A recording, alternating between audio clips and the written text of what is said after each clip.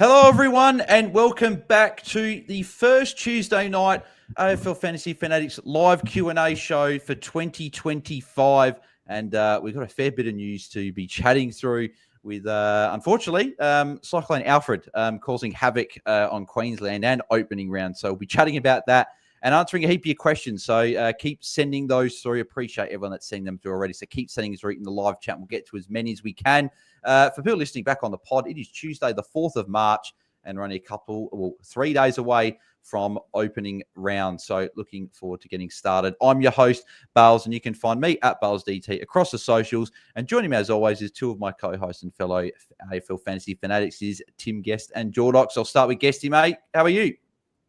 Yeah, good, mate. Good. Obviously, we got the news today about the Geelong-Brisbane game. Haven't really looked too much. I don't actually think it's going to impact me too much, but we'll talk about that today. But, yeah, just gearing up for the start of the season. Yep, exactly right. And Jordox, mate, how are you? Yeah, good, mate. Been a couple of weeks since I've been on. I tell you what, the late pods on a Sunday, I just can't do them anymore. I reckon anyone who's listening who's got kids knows that the weekends are more exhausting than work days. So that's why Tuesday night I can do. Yeah. But good to be on, fellas. Very excited to have our guests who you'll announce in a minute. And yeah, plenty to discuss. And don't we just love the game because it can just change from day to day. Yeah, exactly right. And yes, we do have a very, very special guest. Unfortunately, the camera's not working tonight, but it is Fox Footy's own. And whether he's a journalist or you could say he's a podcaster, now host of Goat Fantasy podcast, it is Drew Jones. Drew, mate, welcome. And how are you? Boys, thanks so much for having me. Apologies for the lack of camera. I thought I was technologically sound, but clearly not. I've got no idea. So no, I know exactly what's happened, Drew. You've decided to let Tim still be the best looking fella on the podcast. So, and happy for Tim to have that mantle. I was checking out a picture on social media a little bit earlier on, and there was a serious pose being struck. Oh, mate, love it. No, but mate, no, it's fantastic to have you on the show, mate. But as I said, though, I thought before we started, we'll give the new podcast a plug, mate. Goat Fantasy. So it's fantastic that someone like you at Fox Footy doing a fantasy podcast, bringing us all the news. So do you want to give the listeners a bit of insight, if they haven't listened to it already, what Goat Fantasy is and what you'll be doing throughout your podcast? I appreciate the plug so early in the podcast. Yeah, so the last couple of years, I've sort of really been ramping up the amount of fantasy stuff that I'm tweeting about and sort of following in conjunction with just the day-to-day news that I'm doing at Fox Sports. And I've been playing fantasy sports since I was, 13 and have pretty much sort of always got an eye on it whilst, doing my actual job. And I just sort of found like that they were really the only tweets that I was doing that was ever getting any sort of traction anyway. So I just thought I would sort of centralize it into one location, which is Goat Fantasy. So it's sort of podcasts and tweets, and I'm still sort of exploring what it's going to be, but hoping to collaborate, with you guys and everyone really in the fantasy community. It's I'm not really here to pretend that I'm a fantasy expert in any way. It's more just about following the players and the trends, and also I do have great access to go to training and speak to clubs and do that sort of thing. So, I mean, as much as fantasy footy is bloody frustrating at times, it does, it colours in our footy seasons and gives us something to enjoy together as mates and share in the community. So it's pretty fun to be a part of that, to be honest. Yeah, mate, nuts. It's very, very good. Obviously, I can't wait to be listening throughout the season. But where can people get in touch with Goat Fantasy? Where can they be finding them across the podcast platforms? I'm assuming it's just all the standard ones there. Pretty much, yeah. Spotify and Apple Pods, and then I'll just be tweeting from my account as well as the Goat Fantasy account sort of throughout the season. So you might see it pop up somewhere. It's at Goat Fantasy News on Instagram and Twitter, and yeah, you should be able to find it on the normal podcast platforms. Beautiful, mate. And listeners, we'll put the links in the description as well for the podcast and the video. So make sure you guys go and check that out on Twitter, and then obviously across all of the podcast platforms as well. But I think we'll be chatting about, the big news that's dropped today, which is the fact that 2 of the opening round games have been postponed due to Cyclone Alfred in Queensland. So no Thursday night footy, so we've got to wait that extra day for the first game of the premiership season to be starting, and then no game on the Saturday. So Friday, Sunday. So a bit different with just the 2 games. But Drew, sort of what, obviously being sort of, I guess you probably know a bit more about this than what we do. So I guess what is the updates for us as fantasy coaches, and what where do you think these games, I guess, will fit in terms of the season? Yeah, chatting to the AFL this afternoon, it's sort of 99% locked in that they'll play the Geelong-Brisbane game in round 3. I think it's just too much of a home run for the fact they have the bye on the same round. So I think that seems like a positive, really, from a fantasy perspective, to be able to have less teams on a bye during the season. And then, yeah, it gets tricky with the Gold Coast Essendon one. Obviously, you guys probably would have already looked at the fact that their bye rounds don't match up. So I think there's a pretty real possibility that they may have to change the fixture slightly. There'll be a few games that they might be able to flick around in the bye periods between 12 to 16 to allow Essendon and Gold Coast to be on a bye the same week and match it up so they would have had the bye, but instead they play each other. So it's quite possible that Gold Coast and Essendon won't actually have a bye through the middle part of the year, which I guess, has pretty strong fantasy implications when you're looking for guys who can play through that period every game. It's quite possible that would happen. I just can't see how they would engineer anything sooner than that. And then the only other thing they could do is push a few games here and there out a few days, turn a Sunday game into a Friday and then push a Sunday to a Tuesday. And then do they play a game sort of in between somewhere? And I've already spoken to Warney about this. He said if they do a cheeky midweeky, it won't count towards any fantasy weekend. Interesting. But it'll just be a standalone game. There'll be no double game weeks, no like FPL, English Premier League double game weeks. Captain because that's Liverpool essentially what the opening round game would have been anyway. So that makes sense. Hey, Drew, you said there's a chance that the Suns and the Bombers wouldn't have a mid-season bye. Is that possible, in line with the Players Association? Because those clubs would need a break in that period, wouldn't they?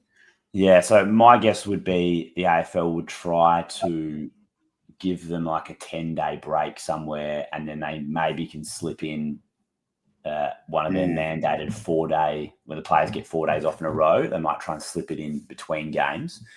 But I mean, this is like quite unprecedented for the AFL, outside of COVID, to have to restructure a fixture, which looks likely. But yeah, as it stands, I just don't see how else they can make it work. So, Gold Coast have their bye round 2, which, isn't particularly helpful for them, and Essendon round 4. And I think they may just have to play through that period, and maybe they get sort of a longer break between games at some stage for the players to have some time away. Yeah. No, it's very interesting times, that's for sure. Tim, where do you see, like, obviously the impact for fantasy, obviously with these teams not having an early bye? So what, Brisbane, Geelong, Essendon, and Gold Coast not having the early bye? Does this make you, I guess, more keen on starting some of these guys that have got an early bye, and then even maybe some of the guys from a Gold Coast, like maybe a Dan Rioli, or if anyone was keen on Noah Anderson taking that next step, or even the guys like from Essendon, if they're obviously not having a bye for a while, if not at all. Are you keen on any of these guys to be starting now? Well, let's have a look at the ownership, right? So if we look at Geelong and Essendon, Geelong, the most owned is Sam DeConnick. I mean, for him, it probably actually gives him a little bit of a reprieve, I wonder, because, we're a bit concerned about how he played in the preseason game. When he had the role that we wanted, but just didn't look that great, didn't pass the eye test. And, we thought in round 0 it'd be going up against Oscar Mack, and that could potentially kill any cash gen. He's now up against Liam Reedy, right, for his first game of the season. So, look, we might see his ownership increase, or, Max Holmes, I think, might come into contention for some people out there. I mean, I'm not super keen on players like this, just because I'm a little bit worried about what Chris Scott can do to fantasy players. Will Ashcroft, I think he might. I think probably he's the one that becomes the most relevant out of this kind of fixture change. So, yeah, it'll be interesting to see what happens there. I'm not sure if it changes too much with the Gold Coast Suns and Essendon side, just because we don't know when they're going to play, right? So, I mean, I know if there wasn't a mid-season, early season buy, a lot of people would have been probably keen on a Noah Anderson or something like that. But yeah, I don't see too much of them changing. But maybe let's just have a quick look. So what have we got? Gold Coast, Sam Flanders is still the most highly owned there. And then you know, I mean, it's apart from I'm going to probably butcher the name, but El Hawley. El Hawley, yep. Yeah, Hawley, sorry. And then a Zach Merritt after him. So yeah, I don't see too much movement with the Essendon Gold Coast game, but yeah, maybe a bit of movement in Max Holmes, Sander Koenig, and Will Ashcroft. Yeah, Jordox, what are your thoughts? What are you taking away, obviously, from the movement that's been happening? Yeah, it's huge because not only is it, you know, these two sides are going to be playing in that round. I mean, that was going to be the painful buy, the early buy that was going to be different to last year. So now it's not, and there's a lot of popular names in there. You look at, you know, Ashcroft, like you said, but obviously Bailey Smith. You know, De Koning's interesting because I feel like he was the sort of guy that, you know, you could just sort of have for a couple of weeks, get that double price rise and jump off in round two. So that sort of changes it.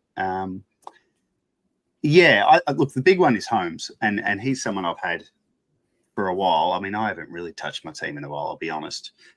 But I've been keen on him, and the buy was what was, you know, putting me off slightly. His ownership, yeah, is going to fly up now because of that. It's kind of annoying from that perspective. And then from the Suns and the Bombers, I mean, you know, like Timmy said, until we really know what's happening there, but if as Drew has suggested, there's a chance they don't have a buy in the mid-season buys, that probably makes them more appealing, not necessarily now, but as in-season targets to pick up. Because you remember years ago you had, what was it, Port would always go on that, they went to China or something in there. Yeah, Port and Gold Coast. You'd target or Gold Coast or someone. There were teams there where you would target them because you'd have them for every round of the buys. So if we've got 5 mid-season buys this year, which we do, and you have Suns and Bombers playing every single week, that's probably the biggest shift you're going to see in trade targets later on. Yeah, exactly. So Drew, obviously we looked on it from an AFL point. What about your own team? Is there anyone that I guess has come into calculations for you that maybe you were fading with the early buy? Were you taking, I guess, the early buys into much consideration? What are your thoughts with a few of the players there? Yeah, I think Timmy hit it. You know, Will Ashcroft, I love him and I think he's great, and he's certainly got upside on his starting price. But I feel like there's so many good options in the midfield that it was sort of hard to pick Will when he wasn't going to be playing in round 3. But now I'm just sort of looking at my team. I'm like, oh, you know, I'd probably rather have Ashcroft than Hollands or maybe even Shearer. So he'd be the one I think that a lot of people would change their minds on, given the fact that he's now going to be playing right through. And I think it now eases the pressure a little bit. Jordox, as you said, now it went from the hard buy to now just being a straightforward one. So there were probably, like, say, Nick Dacos. You know, could you consider starting with Nick and you get, you know, he looks like $1 million right now. And then, you know, it's a little easier to hold him through that first buy and sort of get the jump on everyone else and having Nick Dacos in your team. Now that, you know, it's going to be a lot easier to field the full 22 and still plenty of premiums in that round. So, you know, when Sydney and Collingwood have that buy, you can probably afford to take an extra liberty or two, given that there's only just the 2 teams on the buy. I was really looking forward to seeing De Koning play. Like, I wanted the cheat round. Now, I think he'll probably score well against Reedy in round 1. You know, as of all the opponents he could have had round 1, you know, Reedy's probably top of our list. But I was hoping to take advantage of a couple of the double price rises early in the season just to make a quick buck. You know, if you nail your rookies, I feel like there's a couple of trades early in the season that you can use just to make a bit of cash. And so we lose a couple of those opportunities, you know, a couple of rookies we would have liked to have had a look at We don't get to see, say a Nevitt, Levi Ashcroft, what his role is, that sort of thing. So there are definitely some implications, not all of them positive. Yeah, exactly. Yeah, I think there's always going to be a positive side and a negative side to stuff like this. But George, just quickly on a Nick Dacos, because he obviously looked fantastic in that game there. I guess with that obviously the early buy, there's still not as many teams on that buy. Can you take even a Dacos or some of these maybe top end guys that people weren't, even a Whitfield as well, that people weren't looking at? Can you take those guys, or are you still looking for value and trying to not grab these guys at a high price and not an early buy? Always looking for value, but the midfield's hard because there's a lot of guys. It's hard to sort of know who's going to be the one this year. But gee, if I was a betting man, fantasy aside, I'd have money on Dacos for the Brownlow, and I'd have money on him being just about the most impactful midfielder this year. So it's a good point you make, Drew, that I hadn't considered before we jumped on tonight. The knock-on effect of the Collingwood and Sydney players. Now, Mills is out, obviously, but I was tossing up between Mills and Roberts, thinking I can't have them both. If Mills was fit, I probably would now have them both, because that bye round 3 it's still best 18 and we'll be right. So to answer your question, Bales, yes, I'm going to be trying to find some cash to get Dacos in, because I think he's a pretty comfortable M1. Yeah. I think he's set for a big year and could definitely go easily over 110, and it's going to be interesting to see how he goes this season. Drew, is there any other players that, like, what are your thoughts on like a Dan Rioli? So obviously he's had a bit of an interrupted preseason at the beginning, but he played last week, looked pretty good when he was playing mostly in the first half. Is maybe interest with him when he's not got an early buy now? Well, the fact that he will have the round 2 buy still means, for me, Gold Coast players are a bit of a no-go zone unless they're a rookie. Same for the GWS. I just think, Dan Rioli could become one of the most relevant defenders in the game, as we head into that buy period, if Gold Coast don't have a mid-season buy. And, whether Dylan Shield has a big fantasy year, like being able to roll out merit potentially for all 5 of those buy rounds, knowing you've got, a vice captain or a captain option for him each week, that would be a huge luxury. So it could present some really interesting options for us later in the season. I just think, at this stage, the Gold Coast and Essendon boys, we're just going to have to wait on. Yeah, exactly. But yeah, so Drew, I thought while we got you on here, because I know you've got it, obviously time, you got to head off a little bit shortly, but I want to get your thoughts on, Tim. Yeah, I just wanted to not really a fantasy question, but Drew, I mean, maybe it's a bit early, but is there any kind of mood around the feeling about opening round, and whether this kind of further deflates the balloon about it? I mean, or the AFL, is this something they're really sold on and moving forward with, or is it this something that we might kind of see disappear from our fixture next year? No, this has been a horrible result for opening round. Like, having 2 games on the first weekend is terrible. Yeah. If it was palatable for them to move the games elsewhere, they would have done it. I just think it was just too much to ask the Gold Coast and Brisbane players to leave their families behind in the Cyclone and go play a game of footy. I'm sure they must have talked about it, but ultimately it just would have been asking too much. Like Lachie Neale said, I wouldn't have gone to Victoria if they had have asked the question. And that's not a situation the AFL they don't want to put their players in that situation. So, yeah, it's really nice weather in Victoria right now. Like today it was like 28 degrees and like perfectly sunny. It's actually a great time of year to be playing footy in Melbourne. Like it's probably almost the nicest weather of the year.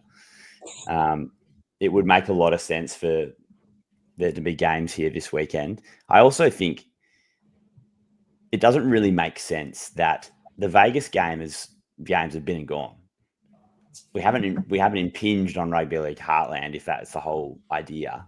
It would have had to have been last weekend. And I think it makes sense to have Thursday, Friday, Saturday, play games in Sydney and the northern states. And then Sunday, the Vegas game happens and you don't have any footy to compete with that. And then I think there's space for a Sunday twilight game to finish that weekend. People switch off the NRL and they switch on the AFL. And my suggestion would be maybe you do it in Perth. Maybe it's a Western Derby.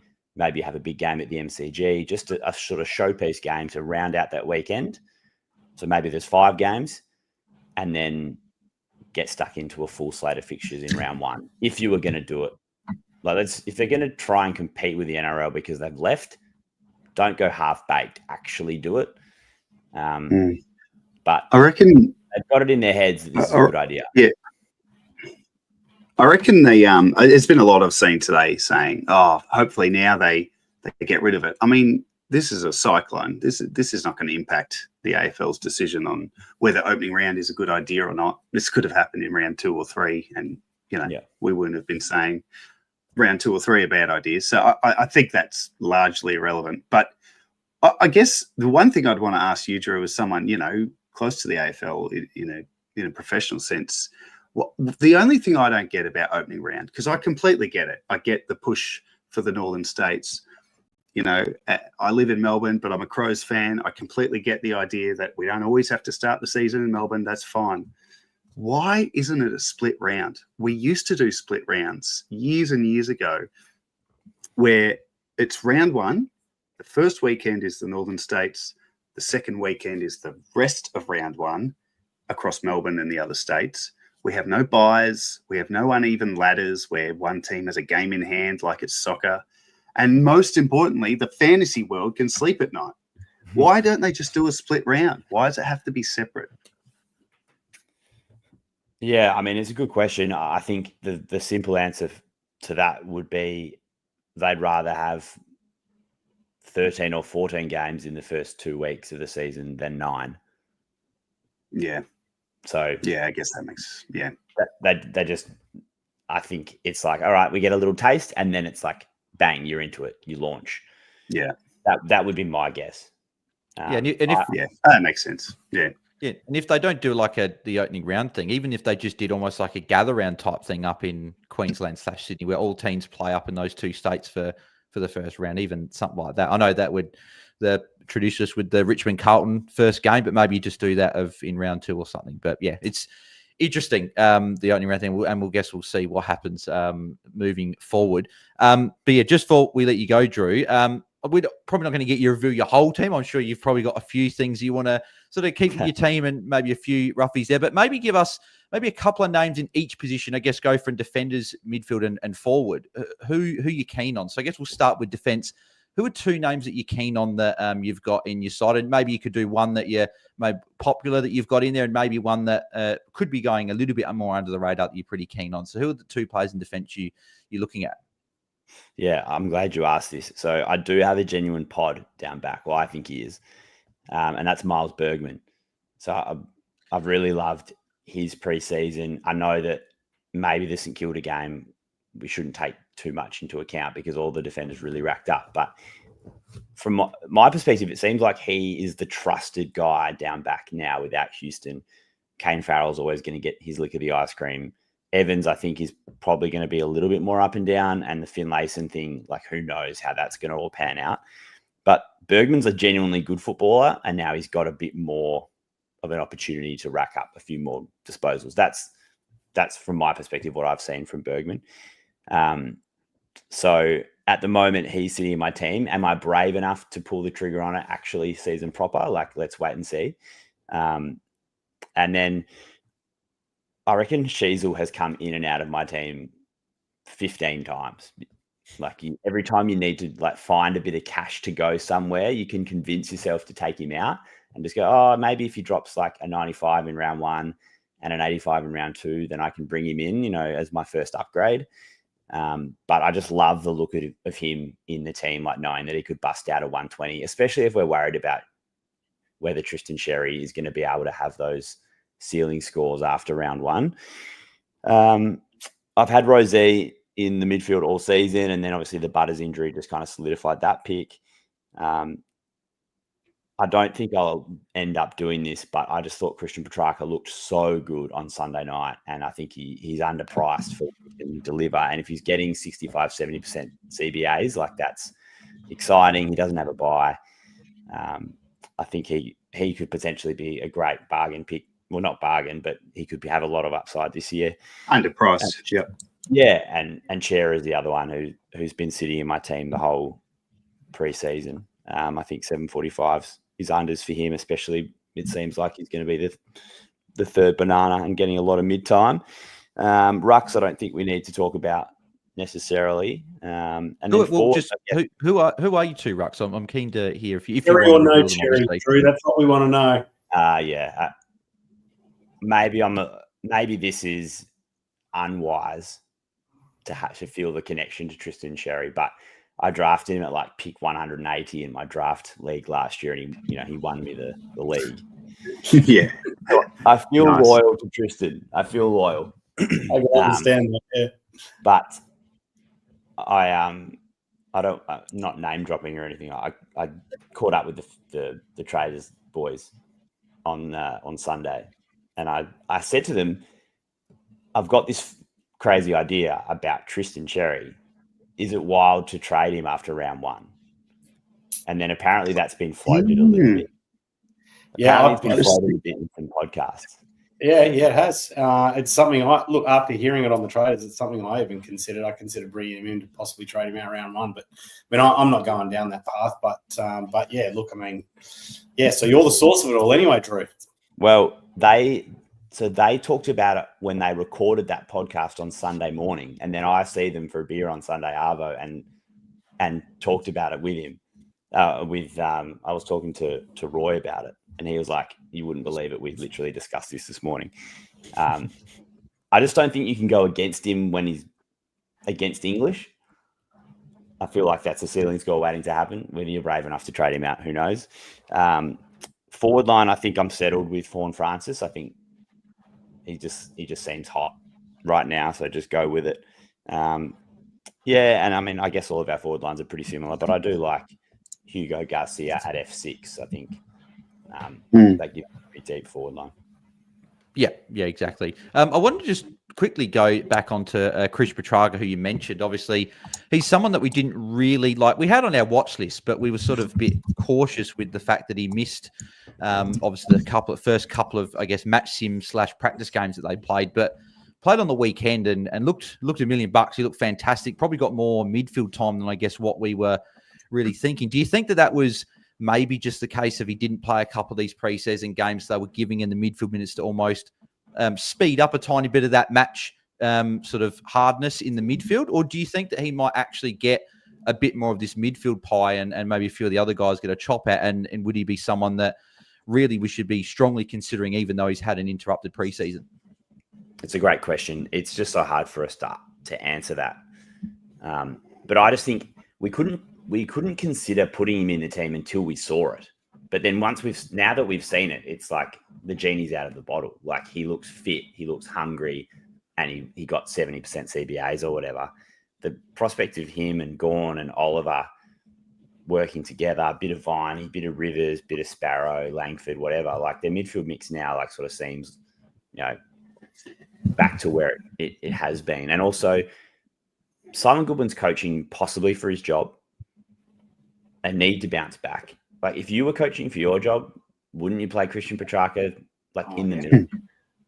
Like, just put your gun in the middle. So I just sort of think, I feel like maybe he's not going to mess around with this bit of forward time, bit of midfield, whatever. It's like all guns blazing.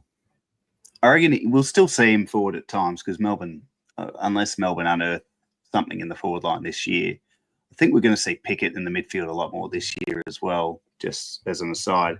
But you do think with Petrarca and Oliver, they're going to be playing like guys with a point to prove. With everything that's been written and said and gone on, if they're both fit, I think we're going to see pretty close to career years from them. So I have reservations on it from a fantasy perspective with Petrarca, but I think as a starting player at that price, it's a starting pick. You just got to pick the right time to get off. That's all. Mm. Yeah, exactly. And final player I wanted to ask you about, Drew, before we let you go as well, was you mentioned Harry Sheasel in defence, and he's been in your team plenty of times, and he's definitely been in my team plenty of times as well. currently 52% owned. He's gone up. It might be like 8%. I remember him being 44%. Now it's 52%. And I know a few of the people around the podcast and fantasy community have talked about these players that can potentially take the season away from you. Do you feel like he is that guy that could have, even in this midfield role, and he's not getting the, I guess, cushy half-back role, is it scary not starting a guy like him? And what do you think? Do you think even though he's not value, or he might not be, do you think that you can still start him and just pay up for him and I guess take the haircut in the forward line and the midfield and in other spots? Yeah, if there was someone who was absolutely smashing the door down, who was like 900K, then like I had Rivers in my team. And then when I saw the scoring and the role against Fremantle, that sort of changed my mind a bit on him. I like Nasai Wanganeen-Miller, but I'm sort of a little bit worried just about round one. I think they're going to get absolutely smoked by Adelaide in Adelaide. And I don't know how well he's going to score in that game. It's like, I feel like Sheasel against Western Bulldogs. I don't want to be too narrow focused, but I can see Sheasel coming out. He looks in ripping nick. He looks fit. He looks hungry.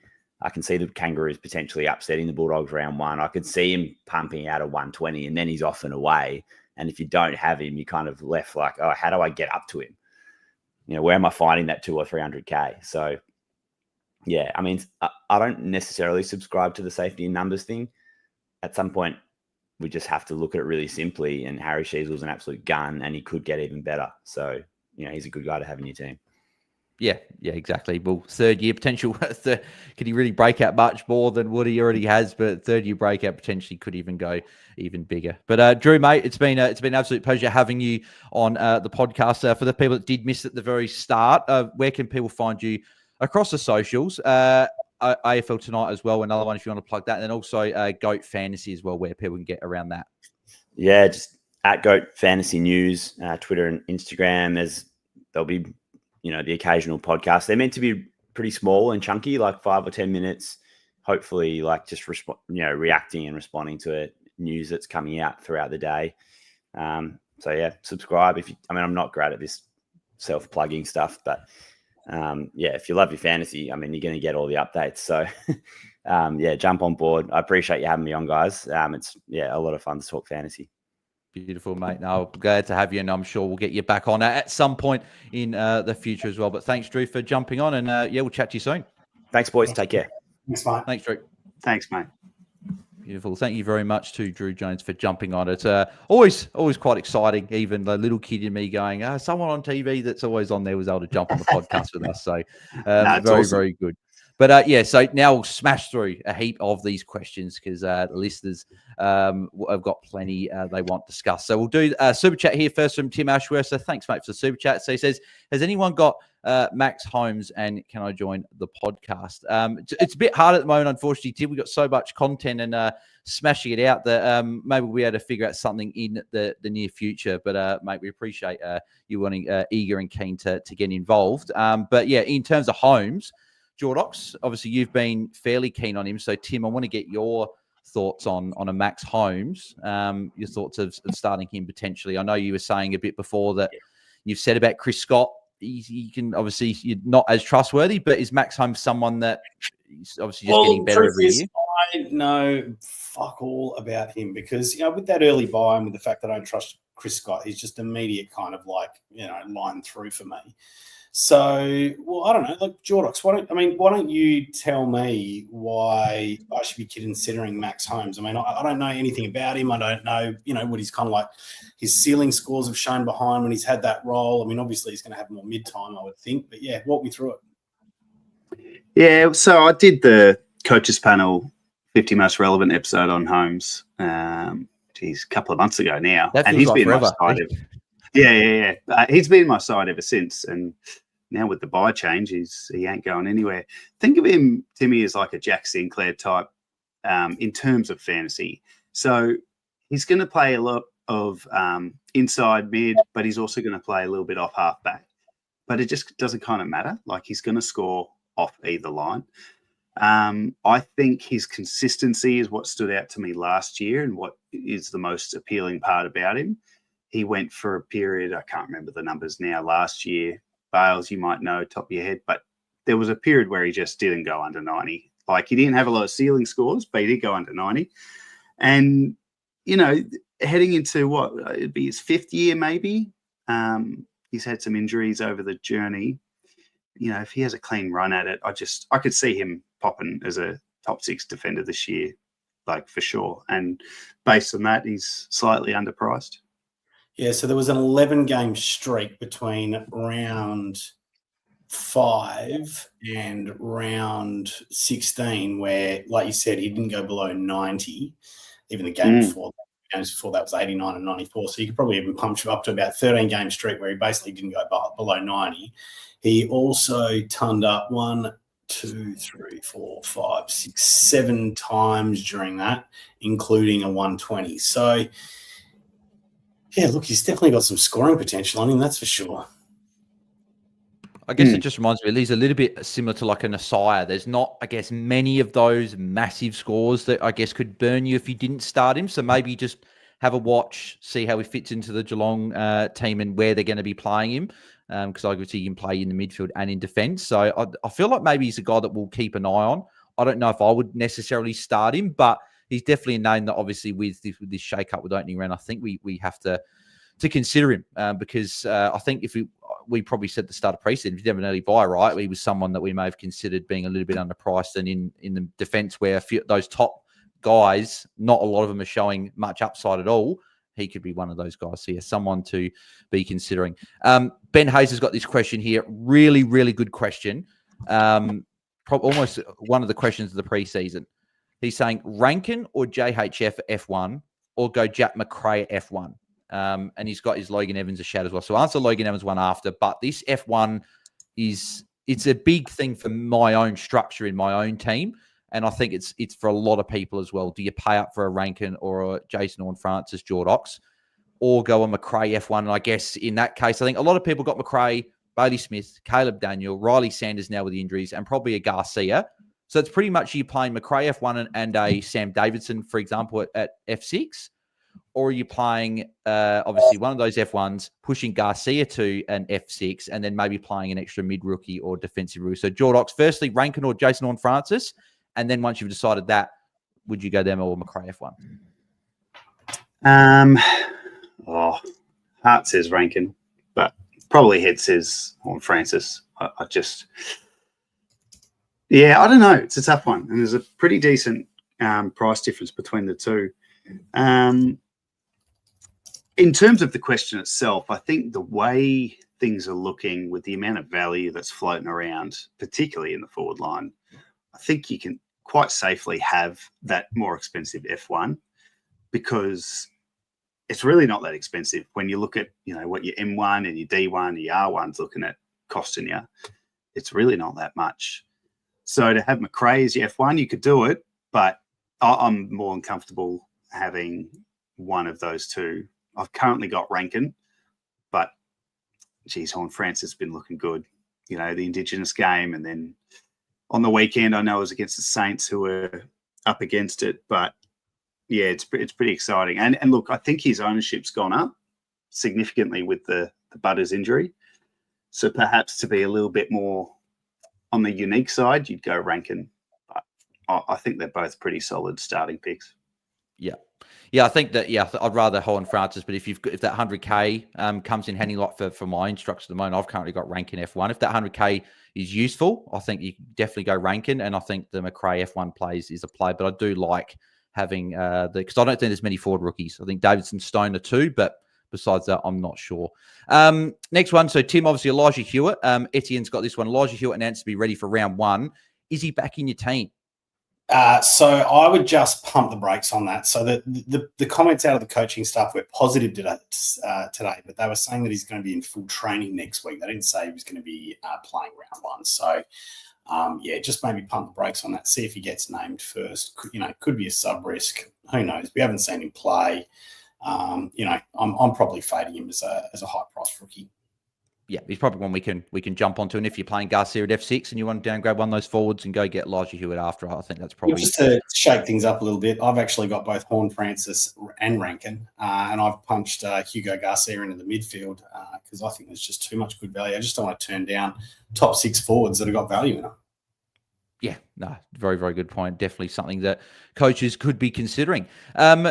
Tio Moore Sorter, I apologise I butchered the name, mate. Apologies. But Jordox, he's saying he's short at D1, too shallow in defence. Quick answer would be probably yeah, but it depends how the rest of your side looks. If you don't have that much confidence in anyone else above him, then you can do it. My only issue is how many kids you got on the field there? Because the defender kids are a bit shallow in themselves. So that'd probably be the only concern I'd have with that. But I think Short could lead the line. I think he's going to be a good scorer. Well, right now, the only three kind of defender rooks we can really kind of count on is Pryor, Leak, and Reed. I mean, there's nothing else there. So I just don't think you can go any deeper than one rook on the field in the defensive line. So, yeah, I think you're probably just going to have an extra player there above Short. Yeah, agreed. And funny enough, Tiho Mia Souders also follow up with a second one. They're saying had sick dog but don't love the early run. And Tim, I know that he's currently sitting there for you at D1, and you were pretty impressed with that. So your thoughts on a sick dog at D1? Yeah, look, I'm not too worried about with his role. I'm not too worried about that early run. Once again, there's not a lot of value options in the defensive line. They're relatively limited. For me, Sick, now that they've really kind of shored up their defensive stocks for the Hawks, we know he's got a ceiling on him. He could be a 9,500 player. So once again, someone that's priced at 87, for me, it's just it's an easy lock away. Yeah, and with Essendon not on that buy now, there's only one team on that buy, so they're worried that if you had an Essendon player or two there, if it's a Dylan Shield or someone, you're only going to have potentially Sicily on that buy. So, and maybe a Will Day if you were considering him. Jack's got this question here, and I'm keen to get both your thoughts on this. Nathan O'Driscoll versus Angus Sheldrick. Thinking nod because of Sheldrick's buy, but I'm probably in the camp that I think Sheldrick's buy is actually a good thing for him if he puts out a good score on opening round. So I'm probably going Sheldrick between the two. Jordox, what are your thoughts on that? I probably feel more confident in Nod O'Driscoll in terms of job security and whatnot. But in terms of scoring, Sheldrick's going to be a jet. But yeah, if Sheldrick plays opening round and kills it, there's probably your answer. So you got to look at him first. Exactly. Decision probably made. Tim, are you on the Sheldrick over Nod, or are you the other way? Yeah, I agree with everything Jordox said. I think the only thing you got to be a little bit concerned about with Sheldrick is that things could change for him after that round 3 bye where Callum Mills comes back. So you just got to be prepared to factor that in. Yeah, I still can hear the little Mexican girl, Laquina Los Dos. I probably butchered that, but anyway, that sort of thing. Why not have both? I've currently got both on my side, D6, M6 and M7. So paying up for that rookie, and then if one of them fail, you can go down to the rookie you missed and do that. So I do like that play. This is a good one. So IT's got a bit of a combo here. So Jordox, I got you for this one. So he's saying Harry Sheasel, Caleb Sarong, and Nathan O'Driscoll as the 3. Or Max Holmes, Christian Petrarca, and Isaac Rankin. Can you put it on the screen? I can't find it. Yep. I'll give my answer. Yeah, there we go. Yeah, Tim, you go. Oh, yeah. I was going to say, I'd go the second one. There you've got, Nod's a winger, right? So, compared to Rankin, Track, and Holmes. So, yeah, I think, well, I know what we talked about with Sheasel being a little bit scared about what he can score, but I think, if you're playing the game by the numbers, you'd want to go with, you've got a better 3 in that Holmes, Track, and Rankin. I just think. Yeah, I'll probably land on the same. It's close though. It's a good question. Yeah, I'm the second as well. I think with the 3, getting the 3 primos as well is the thing for me that tips it in that favour.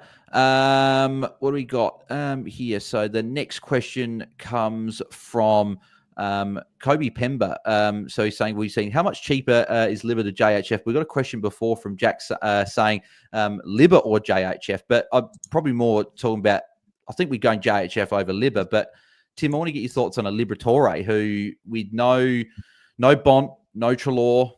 Like there is a world where he could go pretty well to start the year, priced in the mid to high 80s. It's a bit risky, but is it something that coaches could consider? I think they could. He's one of those guys that seems to constantly get disrespected. He's not kind of really been in my sights either. Once again, I just don't see a lot of value in him. And then, you are comparing, I mean, not too dissimilar as, about $20,000 more expensive as a Christian Petrarca, who, we know is that 105 guy priced at 90. I mean, yeah, how do you kind of compare those two? But yeah, Libba's just not really my kind of pick. Yeah. Andrew Griffith says, changed my structure and got Freya at D6 as I don't trust Leak on field. And then a few people saying got Freya at D6. And then I guess Harley Reid also, whether it is the Harley Reid or not, I was saying thoughts on a Bergman, clear distributor in the first match sim, scoring 76 3/4 and backed it up with a 1-8. So I wanted to combine these three questions with the fact that, Jordox, can you put Freya at D6 and pick someone like a Bergman at like a D5 or wherever he's priced at, and not go one of these defender rookies? Because I guess we've got the couple that we had within a Jackson Pryor, but obviously we don't get to see Pryor now in opening round. Are you still happy enough to have him at D6, or is there a world where maybe you put a Davidson as your F6 and then you use that cash in your defence and go a little bit stronger there? Look, we'll get a look at Leak because he's one of only 4 teams playing now this week. I've been a bit surprised that people are concerned about Leak. I mean, he got the most CBAs for the Giants on the weekend. His scoring wasn't great, but at D6, well, I guess the issue is having him on field. Hey, so I don't mind the idea of going Freya at D6 and then pushing another kid elsewhere, but I'd still make sure you've got Leak at D7, D8. Yeah. Shout out to Andrew too. I'm pretty sure that's an Andrew that's in a keeper league I'm in. So the only thing I would say is just with the early round buys, it's only one round. You got to survive with a rookie at D6, right? So, once again, a Jackson Pryor, a Zach Reid, I don't think you're going to see guys like those, them getting the sub. I mean, really, if you get a 50 or a 55 from a rookie, I mean, it might not sound great, but that's enough from a rookie, especially if it's a basement price rookie that's sitting at D6 and you're only going to wait one round before, what we're really after are these ceiling scores, because it's best they don't. Yeah, exactly. Harley Reid's got this one, Tim, a bit of a combo one here. So Sheasel and Chera, or Nasiah and Christian Petrarca. Once again, my brain is telling me that Nasiah and Christian Petrarca you're getting better value for your money. That's Chera is. Once again, I think. He's going to be D1. Who knows? He could even be close to one of the highest scoring players for the year. But once again, I just do not think there's a huge amount of value in a Harry Sheasel. And while there's a lot of value in Chera, we're chasing that because there's injury concerns. There also might be a little bit of changes with Sam Walsh coming back in. So, yeah, I would feel safer with a Wang and a Petrarca. Yep. Not to make it hard on Harley, but I'd sit in the other camp. I'm Sheasel and Chera. I'm really big on Chera. Starts with Richmond. I know what you're saying, Tim, but I've got a lot of trust that Chera's going to be very solid. Chera's in my side, right? I'm a big fan of Chera, but I think it was just the other side of that. Yeah. These decisions, right? I would stick with a Chera, but you could probably save, $100,000. What is it? $100,000 to go down to Wang? It might even be 150K to go down to a siren, and it's like 254K to go down to a Sicily, for example. Right. What could you do with that money? I think we are a little bit short with our rookie stocks. And I think you just got to be a little bit careful of putting, maybe some of these players like Angoves and stuff, Max Halls on your bench, because I'm just not sure they're going to make any money. Even I know a Camporelli has probably been picked quite highly. I don't know that he's going to get a game, let alone it not be a sub.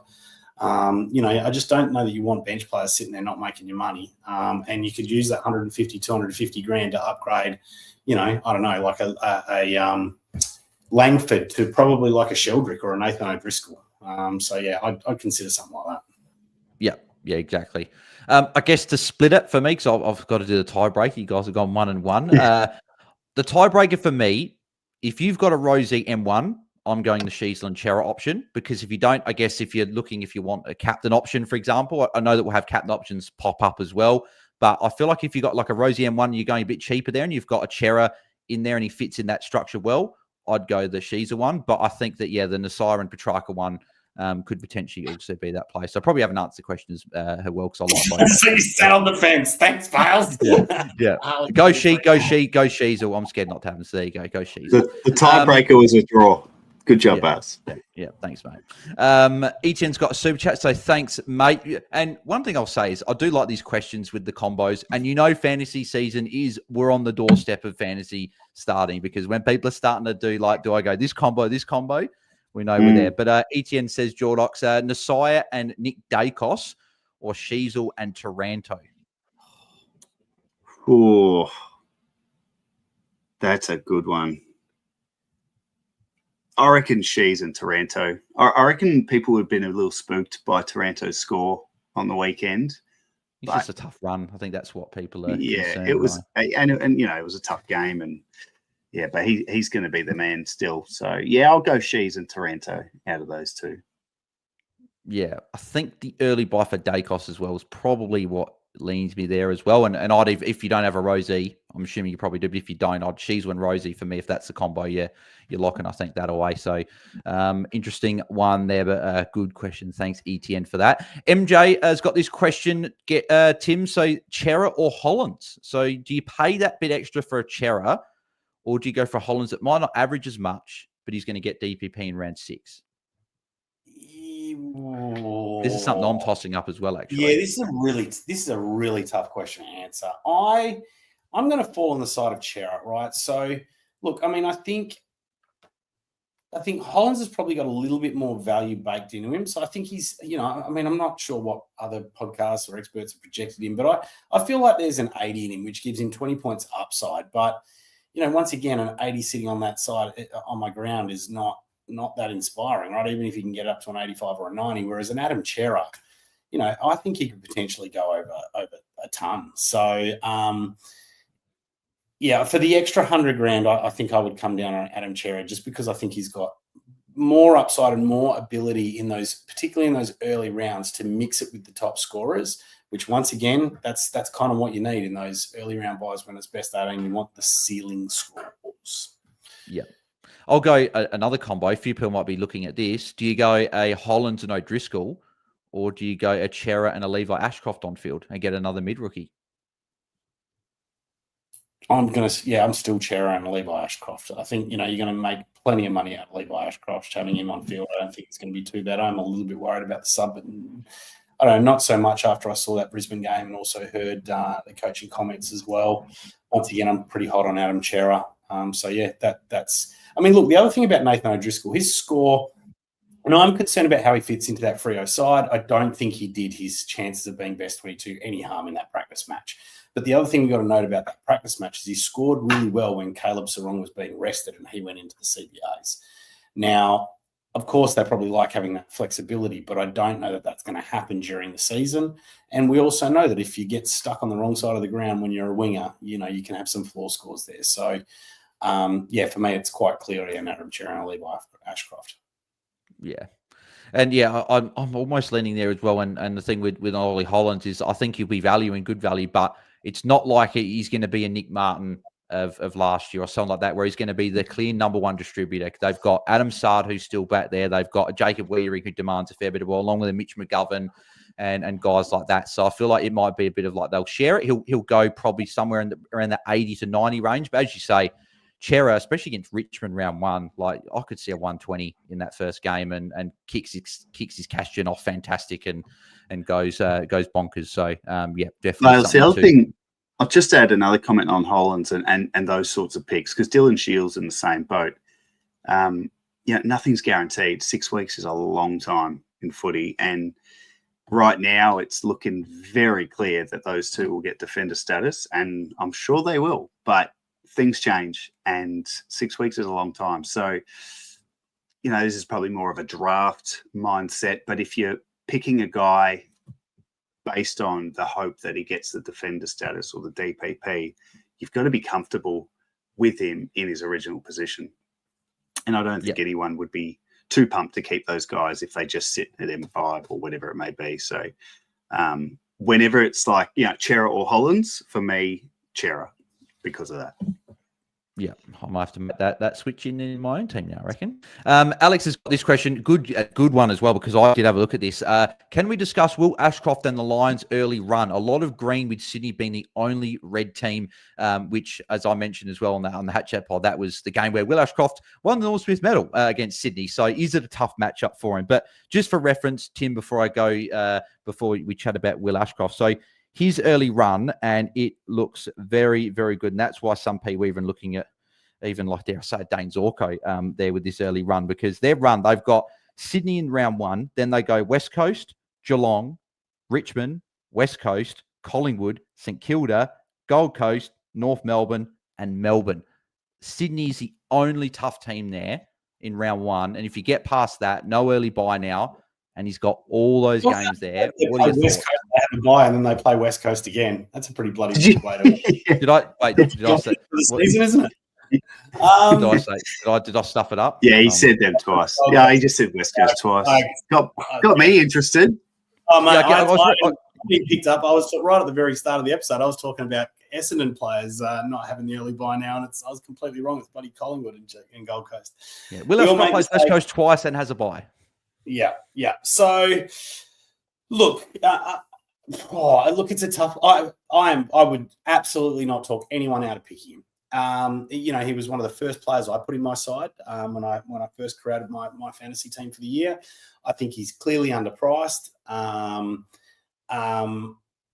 For me, it kind of made it easy that obviously there was that round 3 bye, and I was kind of toying with having a few players in the defensive line on that round 3 bye, so it was kind of easy just to get off him. He's not in my side, but the only reason that he's not in my side is just trying to fit all these players into the midfield. Like, I'm hunting value, and with a Connor Rozee, with a Christian Petrarca, with a Clayton Oliver, and Adam Chera. We've got Hollins, I've taken Peatling out of my side, but he still offers good value. We've got Sheldrick, we've got O'Driscoll, we've got Garcia. Plus I'm sure there's plenty of other people to talk about, right? So it's just how do you fit them all in and make the best team that you can with the money that you got. So, look, if he's in your side, there's no reason to pull him out. He's definitely someone that you should be considering. I've certainly got nothing against him, but he's just not in my side because I just can't kind of fit him in. Like I'd prefer a Clayton Oliver or an Adam Chera that are 50 or 100 grand cheaper. Yeah, well, yeah, Josh was going to ask you, you'd rather a Chera over I think we'd all say Oliver is the number one in around that price range, but would you prefer a Chera over Ashcroft? 10 points, right? So it's pretty much 100 grand is 10 points, right? So do you think that over those first, 6 to 8 rounds that a Will Ashcroft is going to be 10 points higher than an Adam Chera? And, for me, it's a coin flip. It may or may not. So for me, I just default to the lower risk, which is the cheaper player. Yeah, I've sort of been a bit, I don't know, I've missed the boat, I think, with Will Ashcroft in terms of understanding the appeal. I mean, third-year player, he was awesome back half of last year. What he came in and did, off a knee is incredible. I don't know. I wonder if he would have been talked about as much if he didn't win the Norm Smith medal. I don't know. I feel like it's too early in his career for him to be a 100 guy, and I think you kind of need him to be at that price. So, yeah, he's never been on my radar, and the buy was a part of that. But even now, without the buy, he's still not. So, again, definitely Chera over him. And Chera better be bloody good the way I've pumped him up this preseason.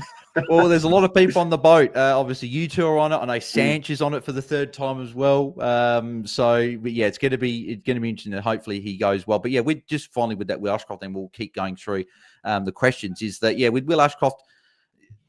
As I know, Supercoach DR said this on the 50 Most Relevant, the Will Ashcroft episode, is that it's quite rarefied air for a team to have 3 midfielders go over 100, and for Will Ashcroft, then if that's the case, unless they all break that trend, one of them would have to drop under 100. And it's not, I don't see it's going to be Dunkley or Neil. It's not going to be those two. So if it's Will Ashcroft goes 95 around that mark, we're talking about Chera could do that in the first 6-7 weeks. So, and it's 100K cheaper. So that's probably where it comes into it. But I think with the no early buy, it's definitely a conversation to be had as well, because you could also be worried about Chera's injury risk as well. Like, I mean, the guy, of course, can snap a hamstring on command. Yeah, exactly. Tony Ford, Jordox, Freya and Will Ashcroft, or Nasiah and Nod? I'll go Nasiah and Nod. Okay, I'm probably the first one, actually. I think I'm probably the Freya and Ashcroft, depending on, with obviously going Freya, what's your defence look like. I wouldn't have more than the rookies, but... Freya's in my side, but do we think Bailey Dale comes in round one? And how do we think that affects his score? I think he's... I think think Dale's 50-50 to play. I'm just getting up the injury report. I don't know if all the teams were in the injury report, but in terms of Freya, I think he's just going to take Johanneson's role. And Johanneson's averaged over 80, right? So I think that there's a chance that that Freya can go at 80, and he's priced at 60. So it's like that's 20 points of upside in defensive line where there's not as much value.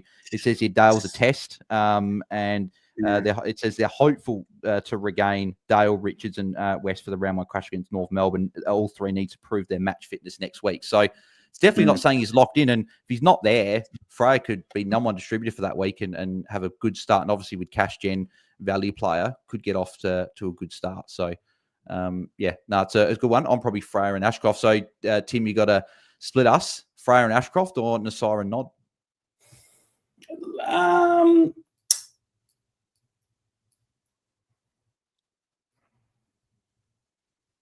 I think I'm going to go. Phrase it is. Yeah, it's a really tough one, right? I think I'm going to lean down the side of Nasiah and Nod. Look, Nasiah, I think he's probably potentially top 6. I don't know that there's a lot of value in him. I think people are kind of picking him just because they're hoping kind of a bit of natural development. But I think just having that top 6 defender locked away, and then a Driscoll just as a nice cash cow that can make some money for you. Got a good early run. He could potentially score early and you get off him. I'm just bit concerned with Freya and Ashcroft. You're kind of two players that are kind of in like no man's land a little bit. That, if they don't perform too well, you might not be able to do too much with them. Well, I was going to make the point. Freya's second-year player, and he did have this role end of last year, and it's looked good. He looked great on the weekend, and that Dale will clip him slightly. They could both have the role, but I don't know. A second-year player, it'd be a bold pick, I reckon, and if it paid off, credit to you, but I don't know if I'd do it. Yeah. Corey Pam has just sent a super chat. No comment, but just sending through super chat. So thanks very much, mate. Yes, very much appreciated. Bales, there's a question he asked about. Oh, okay. Yeah, that probably would be why. So he said, are any rookies going 80 plus in round 0 a must get, or what would be the limit? I feel like if any rookie goes 80 plus in opening round, I think you've almost got to pick them. Obviously, granted, if you're just a guy that could get dropped, but if they're on the list, so for example, a guy that I'm looking at in the forward lines, like a Corey Warner from Sydney, if he goes big in opening round, he gets a 70 or an 80, I'm picking him and putting him on the bench, probably meaning I'll put a Davidson on the field and shuffle a few things around. So I think that within reason, if a rookie that you've had on the watch list goes well, like someone like that's the interesting part of it. So that's definitely something to be considering. Stearns has got this question here, Jordox. He's got the 2 combos, but I'll go for you for the Sam second. Davidson's got a face. Yes, I know. Yeah, they've updated. Yeah, it's. I don't know about you guys, but that excites me when all the fighters get updated. There's still a fair few teams haven't been updated. So fantasy near the start of the season, we want the faces updated before we get the new season underway. So I'm sure they'll be done before the games start. But Stearns, with this question, so I'll go to Tim for the first combo. Max Holmes or Nasiah? Nasiah's coming up a lot in these questions. Yeah, once not the person asked. Like I said, I've done zero research on Max Holmes. Like we did kind of list off those scores last week in that 11-game stretch, but the other thing that didn't look great was how he finished the year. Like he kind of finished the year probably only averaging something more along the lines of about a 70, 75, maybe high 70s or something like that. So, I don't know enough about the Geelong side and Max Holmes to kind of have any confidence going that way. Maybe someone else does. Stick your comments in the chat.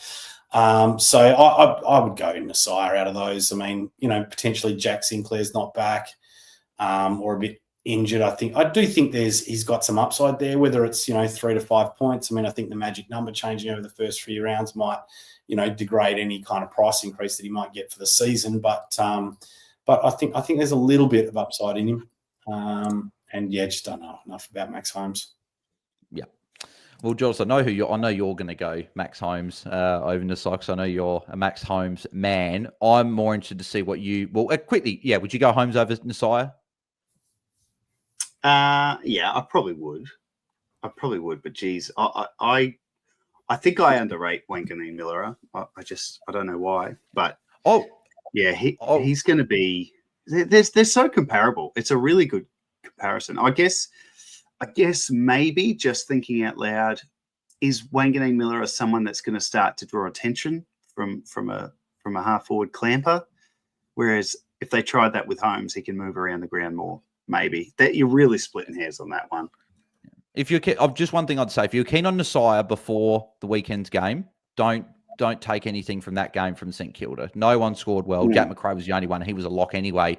I just wouldn't look into that game too much. They're not going to play. I don't think they're going to play that bad. And it's an interesting one. But Jordox, I'm interested to get your thoughts on this one. So Brayshaw, Sarong, I think you'd probably go Brayshaw, but one of those Freo guys or Jordan Dawson. So that's the from my team review I did on Monday, or yesterday, I should say. I had both. I've currently now got one. And spoiler alert, it is just Jordan Dawson. And I'm nervous not having Brayshaw. But if you had to split hairs, who are you picking out of one of the Freo guys and Jordan Dawson?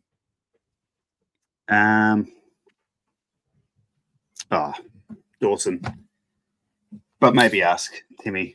I mean, I did a single season draft last weekend, and I was so keen on Dawson, and then he went, and I settled for Brayshaw. So I think with Brayshaw, Brayshaw and Sarong. I mean, yeah, it's hard. I just think Dawson's ready to really lift himself up to a big average. Like, no more mucking him around the ground. He'll have his role. If the Crows improve, which I think they will, fingers, toes crossed that they will, I think Dawson improves his fantasy output.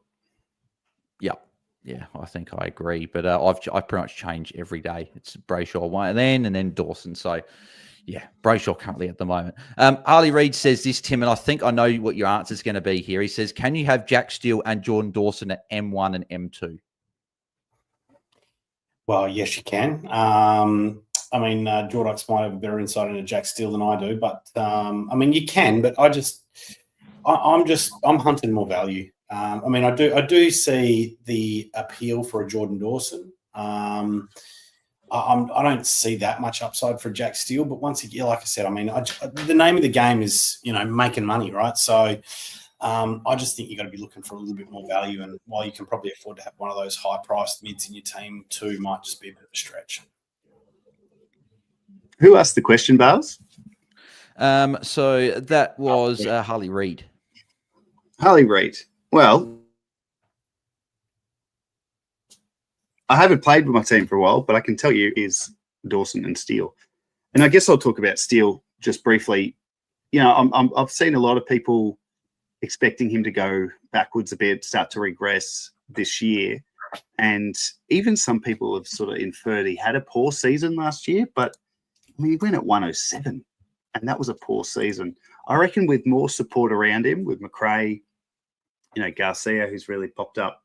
I could see Steele being one of the top mids this year still. I don't see any reason for his drop-off. The thing that hurt him last year in his down games, just less ball, less of the plus sixes around the ground that can help him. We know he's always going to tackle his way to a decent score. And I just think with better ball winners around him, there's going to be more freedom to get the plus sixes. So I'm pretty big on Steele. Yeah, no, it's a good point, and Jack Steele could definitely be good. And the final question that we will go with, Stern's saying, thanks for the answer, boys. He's got Nass and Dawson. Thanks, mate. Appreciate it. We will go with Andrew Griffiths. I'll go for this one here. Holmes and Brayshaw or Sheasel and Tom Powell. So the double north there. Jordox, where would you go with that combo? Oh, I have to go Holmes and Brayshaw, but I love that he's brought up Tom Powell. I think he would be... I could see Tom Powell being a guy that mid-season we look back at the guys in the race for the hat started him. I can see it. because he's 807K. There's nothing overly appealing about that price, but I think he's ready and I don't mind it. But in that exact combo, I have to play it safe. Holmes and Brayshaw. Yeah.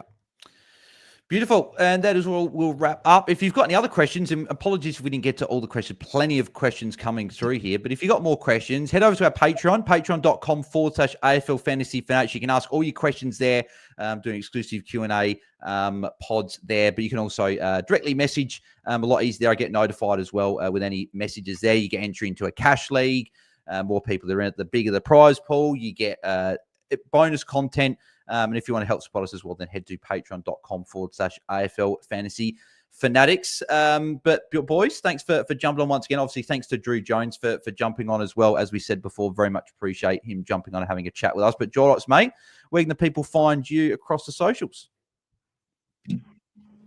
At Jordox 2020, and you can also find us keepers at Bind Keep AFL on X. That's the podcast I launched this year for Keeper League, Keeper and Dynasty Leagues. Check out the most recent episode. I had Kane as my first special guest from the coaches panel, and we went through a whole bunch of Keeper League questions, and we looked at the rookies, and it was a big episode. So definitely go check it out if you're playing in Keeper Leagues and, want something to listen to. Yeah, beautiful. I'm offended that I wasn't the first guest, but that is fine. All good, mate. Tim, mate, thanks for obviously jumping on once again. Where can the people find you? Tim Guest AU, and I was thinking, mate, I should have given Drew Jones the bloody link to be the 20th coach in the Content Creators Cup. Maybe you can be in next year. Exactly Not right. He's a content he creator. Try out. He's jumped into the podcast space. So he's in the Content Creators world now.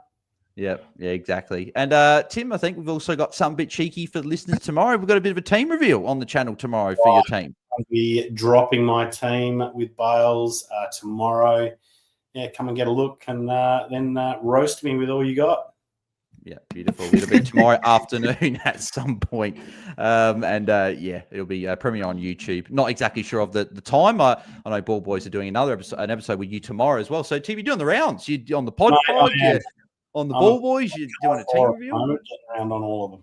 Yeah, beautiful. Now make sure you guys tune tomorrow. I'll let people know across the socials, and you can follow me at BAILSDT. You can find out when that video will be dropping, and you can find us at AFL Fantasy Fans. Make sure you smash a like on the video, subscribe to our YouTube channel. If you're listening back to the podcast, thank you for listening there as well. And please leave us a 5-star rating and review. That'd be very much appreciated. I did the rookie episode with Fry earlier today on YouTube. That'll be dropping on the pods as well at some point. So make sure you guys go and check that. Fry is the rookie expert. Looking forward to what you guys think of that episode. I also did my own team review on Monday. So make sure you guys see what you think of that team as well and let me know. So thanks everyone for tuning in, and we'll catch you guys on Sunday night with the Ball Boys for our opening round recap. Only 2 games, and we'll be answering plenty of questions there. So thanks, everyone. We'll catch you on Sunday night and then tomorrow. See you, everyone. See ya. See ya.